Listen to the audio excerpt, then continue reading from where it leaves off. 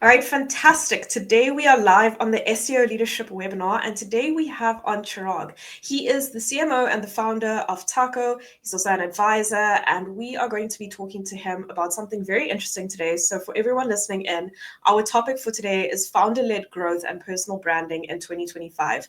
Chirag has been killing it on his personal branding at the moment, and his company Taco has been doing some amazing work over the past few years as well. So today we're going to be chatting a little bit about how to attach real people to your brand and better demand gen and so much more. So Chirag, thank you so much for joining us today. How are you keeping?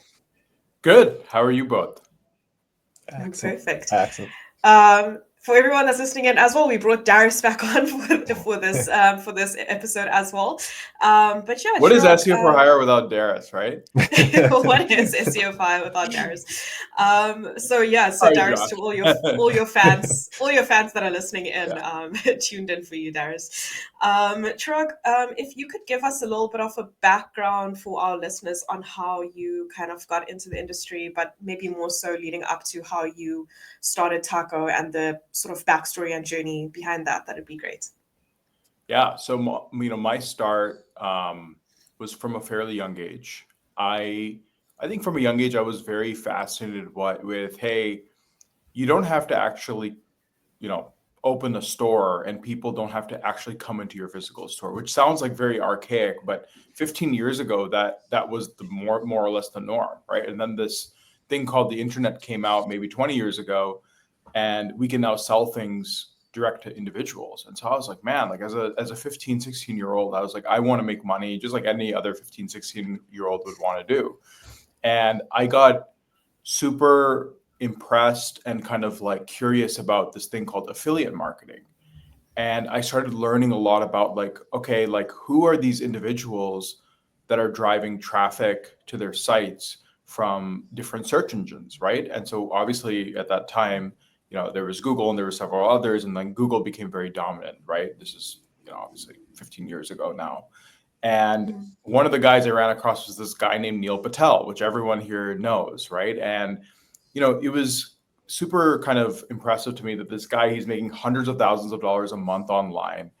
He works from home. I don't really understand how he's doing it, but that whole kind of like fascination with QuickSprout is what opened up my eyes to this idea that, like I said, you don't have to open up a physical store, and you can basically sell things from the web and never have to leave your home. And so I was just intrigued by that, and I ended up kind of reaching out to Neil, and I sent him a ton of cold emails. I was somehow able to, one way or the other, get in touch with him and work with him for a period of time. And that was kind of like my first exposure to search. And obviously working with somebody like him at a young age was incredible. And for all the kind of like tactical reasons from an SEO perspective, given that neilpatel.com has done as well as has, and he has a big agency now and whatnot. But even just how the kind of like things that he did from a working perspective that I just found were really interesting, right? And so I did that for a while. He ended up introducing me to a little company called Expedia to do SEO for them too. And I kind of built like this portfolio of businesses. One of the companies that I ended up getting in touch with was this company called Medley Pharmacy. The founders at the time, they're second generation pharmacy owners, and they in general, they wanted to think about, hey, how could we do pharmacy differently? I ended up joining them as their chief marketing officer. And really what I think I realized was that, hey, being on the other side as a chief marketing officer, most of these agencies that come into the door, first of all, are not very good.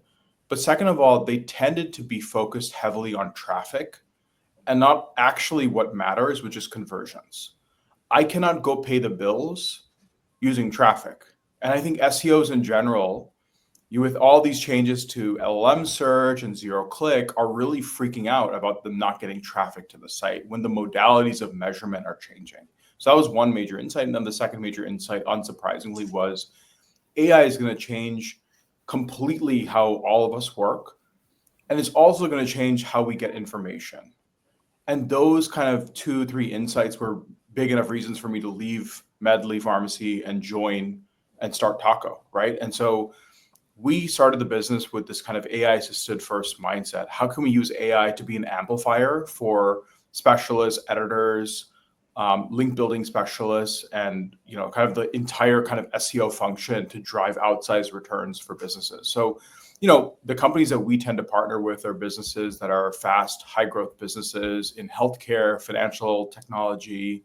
There are local businesses that we work with. There's a number of them, and we tend to help them with just that. How do you basically drive more consideration for your business on Google and on LLMs like ChatGPT and Perplexity and kind of the tail of them. So that's kind of my backstory of how I started Taco and a little bit about the business.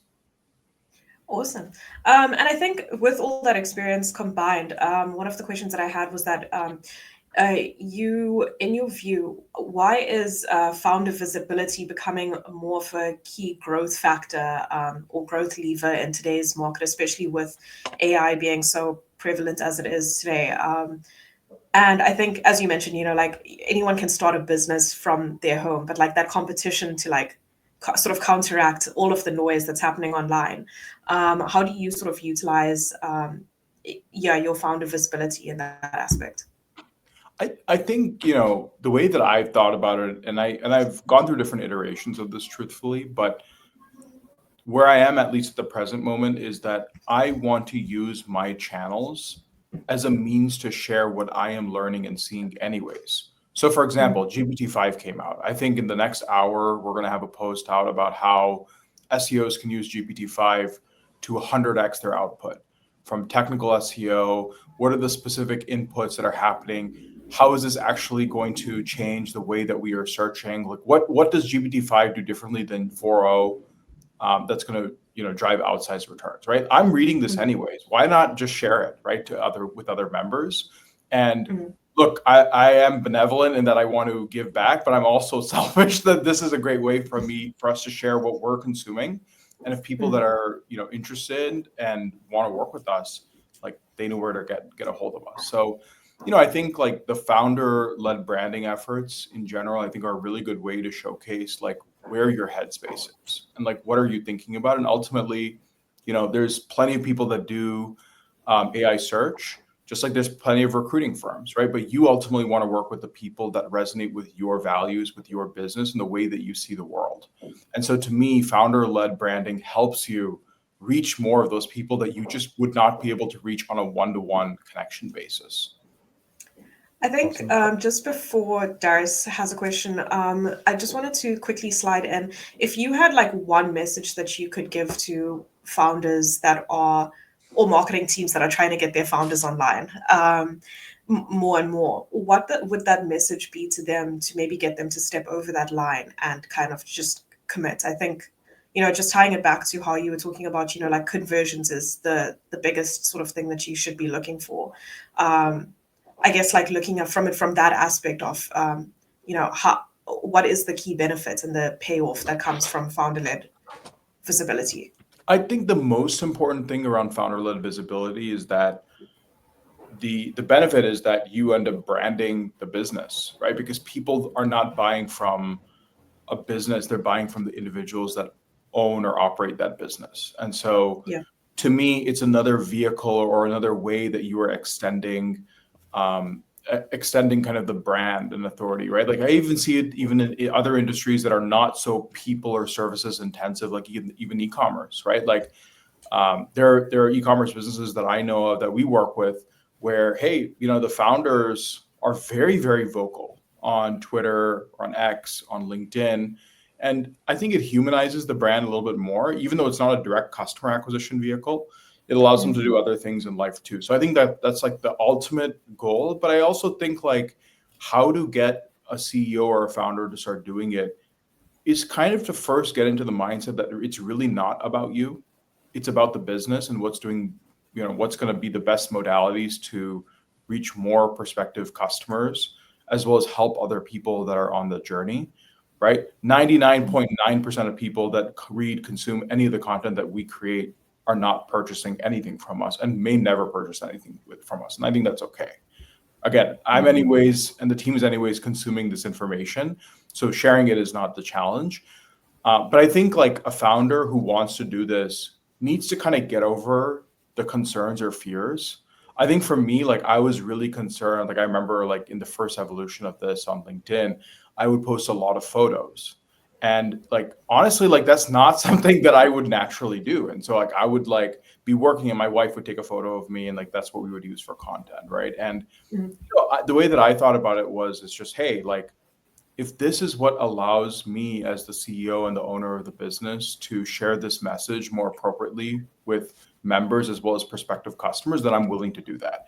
But I think like there are modalities that work best for certain people.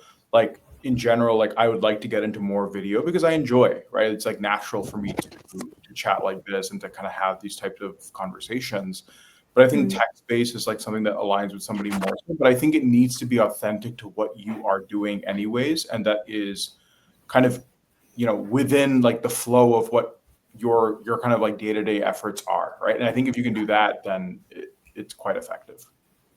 Awesome. I love that. Awesome. I love that. And Chirag, you mentioned, you touched on it about being like sort of selfish as well as on the flip side of that, there's being a thought leader. How do you sort of balance it when it comes to that sort of content that you're pushing? Because like I know for a fact that like even ourselves, for example, we could post a lot about our SOPs, the AI workflows that we have in recruitment.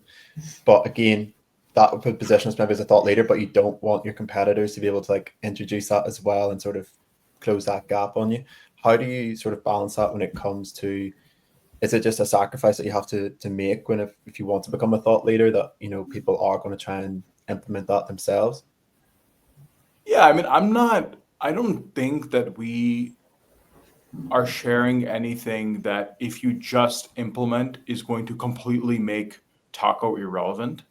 Because any services business, as you guys know, you're not buying from a tool, you're buying from people, and you're buying from people who project manage, right? Who are actually able to deliver on outcomes, are able to say, hey, GPT-5 came out. These are the 20 things we've been testing with the cohort of businesses in healthcare. And this is how it's ultimately impacting visibility for those businesses versus fintech. Like the tool that we put out or the SOP, Darius, that you share is a very small piece of that overall pie. And it's impossible to deliver an experience in just a tool, or the I would say the consumers that are buying both are very different, right? Somebody who's looking for a tool and to do everything themselves is very, very different from somebody who's looking to bring on a group to help execute things end to end. And so I don't really get terribly concerned about, oh, like this is proprietary, let's not share it. I try to share as much as possible, barring that obviously like I don't want to share anything that's customer related or anything that's going to make anyone in the business uncomfortable. So that's the way that we've thought about it. Awesome. And I've seen quite a big push compared to even this time last year with like, I don't want to call them like content creators on LinkedIn now. But what, in your opinion, is like sort of your take on like people that use like ghostwriters or personal branding agencies for LinkedIn? Is that something that you would use yourself and maybe just confirm if the posts are along your vision, or would you rather do that yourself, like organically? I think it's always best to start yourself. There's realities of time, right? Like, and frankly, expertise. Just like you would hire anyone. Like, could I go and recruit if that was my full-time job? I think I could, but am I going to be able to do it as effectively as you and Treya, who are obsessively thinking about, okay, GPT-5 came out. What are the things that I can integrate into our process to accelerate the output or the throughput to get Chirag the best individuals possible? It's going to be you all. So I think of that similarly with bringing on any sort of talent, right? Like we have team members that help with our content. I'd be lying to you if I wrote every single word, but I'm very involved in the content ideation process, the content evaluation process. And it is a fallacy, I think, if high quality content is a set it and forget it notion.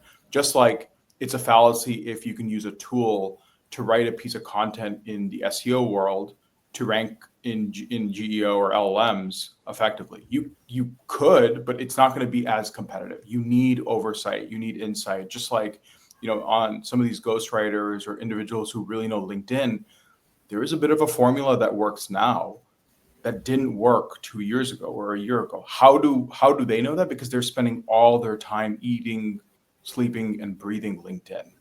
And that's a different modality than organic search content, which is a different modality from Twitter. So my belief is that you start and then you need to find people who are way better than you to take those projects on, but still be very much involved to make sure that it's authentic to you. Awesome. I love it. And then you mentioned at the start of the call about SEO is mainly focused on traffic rather than what really matters, like conversions. How should or what should SEOs be doing to sort of adapt for obviously the new like LLMs and stuff like that at the minute? I think SEOs are, it's like any sort of T-shaped marketer, right? And for those listening, like T-shaped marketer is nothing more than you have a specific skill set and then you have a broader skill set, and that's what makes you as a marketer. So some people, like paid marketing is like the thing they're super deep in, and then they're broader in like other various areas. What I'd recommend SEOs do is to think and spend time thinking how a CMO would think about things, or a chief marketing officer, or a chief executive officer of a company. And a company that is outside of the earliest stages, I would say earliest meaning like pre-product market fit, I'd say post-product market fit where something is really working. And I would really think about it from that perspective. And I think what you'll realize is that there are truly very few channels today that will remain as somebody came to my website and they purchased something and I could track it from start to finish.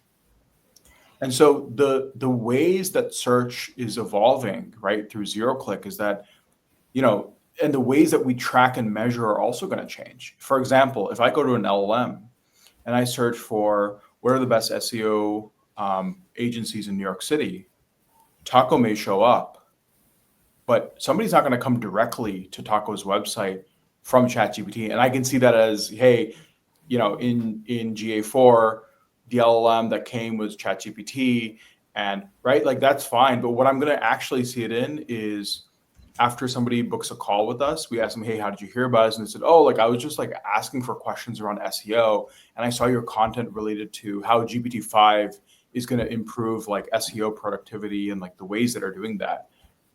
I wouldn't have known that if I was so focused on, okay, like X amount of people came to the website and Y amount clicked and Z amount booked a call, etc. So I think it's taking a step back and thinking like a CMO would think, and think about, hey, how do I drive more consideration? How does Taco be a part of the RFP pipeline for a potential bid for a certain company that wants to hire an SEO partner? Or how should I be thinking about different ways for me to actually track and monitor whether a company is, again, a part of like this consideration pool? So I think it's a lot more around visibility and consideration and less around clicks and conversion in the traditional ways that we have thought about it before, especially as more people are using ChatGPT as their interface and they're doing everything there. Again, the modalities of how we're measuring things, like, with Shopify's integration with ChatGPT, we may very well soon be in a place in which somebody goes to ChatGPT, they search for a product, best running shoes, and they buy the product all within ChatGPT. Mm-hmm. In which case, if you're not visible there, you're toast, right? And so it's the same thing, right? For any other one of these, like Google, same thing. They're prioritizing keeping people on Google. They don't want people to go to a site, right? Potentially, and divert traffic off. Part of why AI overviews is very interesting and why publishers are freaking out right now, right? So again, legitimate challenges, but I think like that's what I would recommend. Sorry, just on that, is there anything in terms of strategy wise that won't work anymore for the websites but will work for AI, or is it a matter of just carrying out SEO to the best as possible, and that good SEO will rank within AI? I think there are some distinct differences, Darius, if I'm answering your question appropriately, between AI search ranking in LLMs or visibility in LLMs and traditional SEO. We have a number of businesses. I think now almost all of our businesses are doing or want both. They're not just focused on ranking on Google, because obviously, as we know, traditional search will continue to decay over time. It's still massive. We all know that. What I tell you, though, is that there are interesting opportunities on the AI search front. So, for example, reverse engineering citations and creating content on those citations in order to then kind of drive visibility. Like we ran this test recently in which We worked with a group and they didn't have a landing page for a particular service. But what we did is we actually determined, okay, what are the listicles? What are the Reddit posts that are actually being cited? We created content in those places first because that was lower hanging fruit for us than getting dev resources and bureaucracy from the group. And that drove visibility in LLMs. Awesome. That traditionally would not have worked in SEO. In SEO, it's very much about traditional SEO is what I mean by SEO.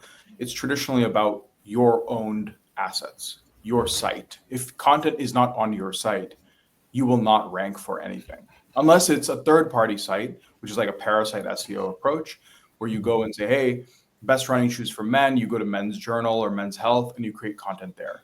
That would be the kind of somewhat equivalent to the citation side. But I think that is very different, in which now just being focused on your content on your asset is not enough. You need to be focused on creating a more omni SEO presence, right? Or a search everywhere optimization, as like Neil says.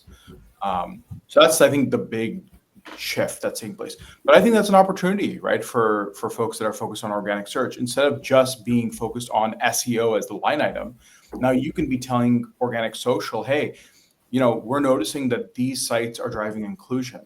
We need to now go create content on TikTok. Like we did that with one of the businesses that we work with, and we saw better inclusion there.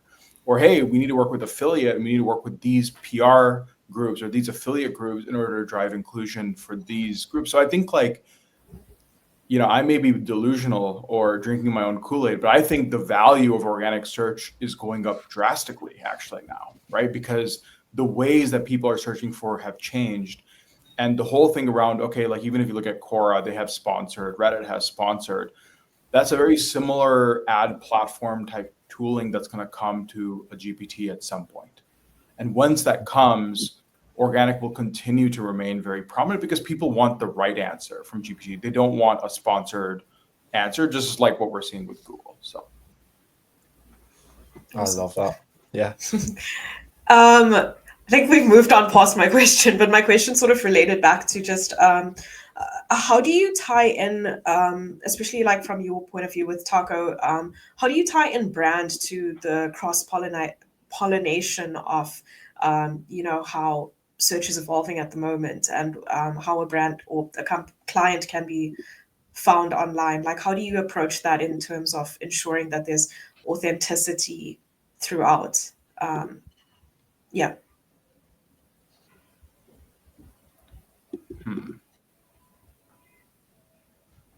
And you're talking about specifically for LLM visibility? Yeah. Or you're talking about organic social content, like the founder-led branding stuff? I think let's go with LLM visibility for now, just to keep it like streamlined. I mean, I think the brand elements of that comes down to a lot of like we were saying earlier around like how do we create consistency across brands and making sure that there's unification around messaging, right? Like, at a very basic level, if TikTok is saying one thing from a content perspective, if your site's saying something different, if organic social like LinkedIn is saying something different, then you're not going to create a consistent messaging from an LLM perspective for them to realize that, okay, SEO for hire does this, for example, right? So that's probably the biggest thing that I think we see from like a brand specific standpoint, that we found for like optimizing for LLMs. Awesome. I think I have one more question before I think, Darius, you want to hop onto chatting about the role at Taco at the moment. But I think just bringing it back to and reeling it back to the theme of the webinar, which is the founder-led aspect of demand gen. Have you ever seen any particular sort of funnels or pipelines that you've seen working in building demand gen online? And this is just on a purely content creation point of view. And yeah, do you have any tips to anyone that's listening in for that? Have you been practicing any and seeing that there's any in particular that you've been sort of cracking at? Specific funnels or things to build pipeline? You're asking like specific tactics? Yeah. Is that the question? Yeah. I think the thing that I found works quite well is honestly to give things away, right? Like SOPs, GPTs. We've given away 2 GPTs this week. Next week, we're giving away, I think, 1 more GPT. That model works really, really well because people are getting real value. I love GPTs better than products too, because everyone has ChatGPT that I know of at least today. Like, I don't know if you guys don't speak up, but like everyone has a ChatGPT. You can add a GPT for free. You can use it. It's just such a value add. It's almost like you can create software, which people do. They use Lovable and other tools, but it's faster and you don't need to code to do it, which again, you don't need to in Lovable either. But I don't know, there's some intimacy around it. Like just like Google, imagine you have a plugin, right? Is the equivalent I would give. But this is even more intimate because you're in your chat window and you can leverage this whenever you need to. And so I've been loving doing that. I think the other thing that we've tried and tested that I think works quite well is like Loom type content, right? Like, hey, we're going to walk through this SOP. We spent X amount of time doing it, and we're going to give it away for free. Comment and we'll send it over. I think those are really good ways to build brand. And then I think the third thing that I struggle with, but I think would be good to do more of is like just sharing things that are not working. People like people who are honest and that are real. And I think the more that you can do that and the more that you can catch moments, whatever those moments may be, you should share those. And I think people inadvertently, none of these things are meant to like trick anyone, but what ends up happening is then people start to respect and trust and to know that you're an honest person, a real person, which again, going back to the earlier points, people want to buy from real people. Yeah. So that's what I think I found works. Awesome. I love those points. All right, you guys want to take it away with, so everyone listening, there's a current role that's being opened up at Taco, which is very exciting. And yeah, Darius, you want to take it away with that one? Yeah, so obviously we've got an account management position with yourselves open at the minute, Chirag. For anybody listening or for anybody who's keen into plan, and obviously I think they'll get insane value from the start of this webinar as well. So I'm expecting a lot of sort of traffic to drive into that. What are the sort of, we'll start off with the soft skills. What sort of soft skills make a great account manager at Taco? Yeah, I think there's a couple of things that are really top of mind. Number one is a strong executive presence. Account managers for us, I think, are different than account managers at other businesses, in which we need people who have the right presence, who are good executive presence, but also we need them to, in many ways, direct a team of specialists, link builders, editors, and that's kind of the pod that they end up owning and building. And so I think that's like a very, very critical aspect. The second thing is keen attention to detail. Things ultimately get reviewed and processed through the AMs to our customers, to our partners, what we call them. And so if you don't know or are not up to speed on the latest and greatest with regards to search, and of course, like there's a lot of guidance from myself, from other team members to get individuals there. It's not like you have to figure this all out on your own, but there has to be real interest, which is why we like people who have worked as specialists before, strategists, and then have been typically promoted to being AMs. Is what we've typically found, or campaign managers. I think there are different titles or different ways to approach it. And then three, I think like somebody who's really interested and excited to be a part of a business that is really at the forefront and really innovating within AI search, right? We don't have any other services here at this business, right? So we are not a full service agency where we do paid search, we do affiliate, we do no, we only do search. We only do AI search. And so that comes with its pros and cons, but like you have to be bullish enough that, again, this is the future and will continue to be the future. And you're excited to kind of like learn and ingest as much as possible in those areas. So that's kind of like the three things that we think are the most important. Awesome. Yeah, you pretty much covered everything, but you touched on the background, obviously coming from a specialist and working up to that account management level as well. Is there a preference on what type of industries or verticals that they've worked in before, and something that translates easier across to Taco?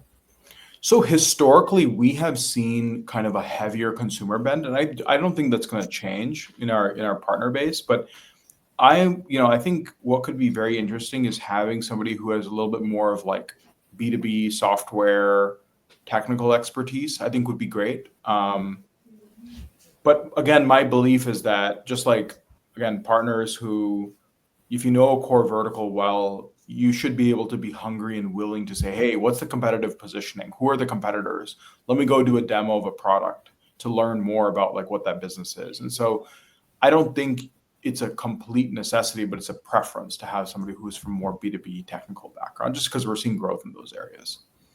Awesome. And then finally, just to sort of wrap it up, because I know we touched on it a few times about focusing more on the conversion side of things than the traffic. What does reporting to your clients look like at Taco? What are the sort of the key metrics that you guys follow? Yeah, I think it starts with really level setting on, what are the critical things you should see? Like the thing that I always explain to individuals is everyone on this call and hopefully listening to is familiar with Ozempic. Everyone knows the end outcome of Ozempic, right? The end outcome of Ozempic is that you'll see weight loss. But just like with any weight loss, Ozempic, not Ozempic, there are things that you start to notice on an immediate basis. You start to notice your hunger decreases if you're taking Ozempic, for example.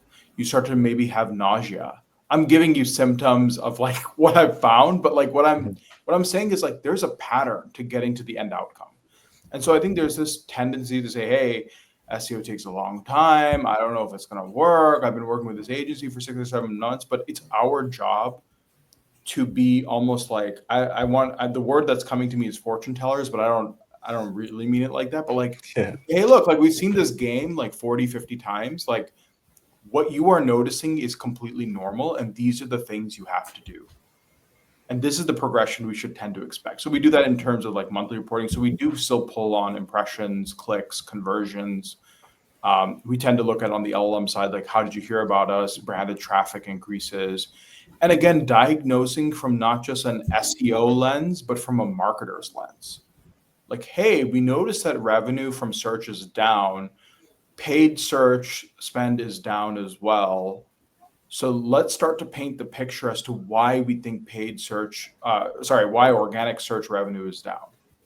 And then sharing that with our stakeholders. Like that's why partnerships that work the best, but that we found have been real partnerships with CMOs and with VPs of marketing and with CEOs, right? Because we know the channel and we know the changes that are taking place, and we can iterate accordingly using some of the AI assisted processes that we've built. So that's like, and in a nutshell, like that's the way that we think about reporting and how to actually like show progress. Perfect. And last question, just quickly before we wrap up.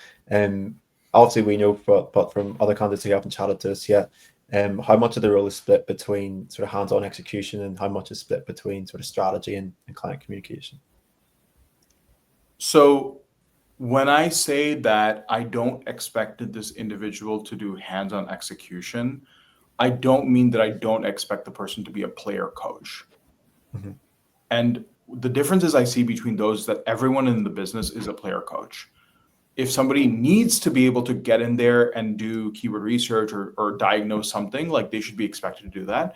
But I expect this individual to be strategic in nature, be highly communicative with the team, get to the necessary outcomes and kind of quarterback each of our partners in an effective manner, both externally and internally. But what I don't expect is that this person is going to be, I think, Darius, what we would call like a full cycle account manager, which means that they're speaking to clients and they're doing everything, right? They're very much as a partnership between the AMs and the strategists or specialists that we bring on board. And the expectation that the strategists and specialists are thinking from the perspective of the SEO campaign. What are we doing to actually drive optimizations from an AI search perspective as well as traditional search? So that's hopefully answers that. Yeah, no, that's perfect. And listen, we know we've got a meeting coming up soon, so we'll let you get on. But I think that was crazy value. And yeah, thanks so much for taking the time out to come on and speak to us. Yeah, thanks for having me. Awesome. Thanks everyone for listening in, and everyone have a great weekend. We'll chat soon.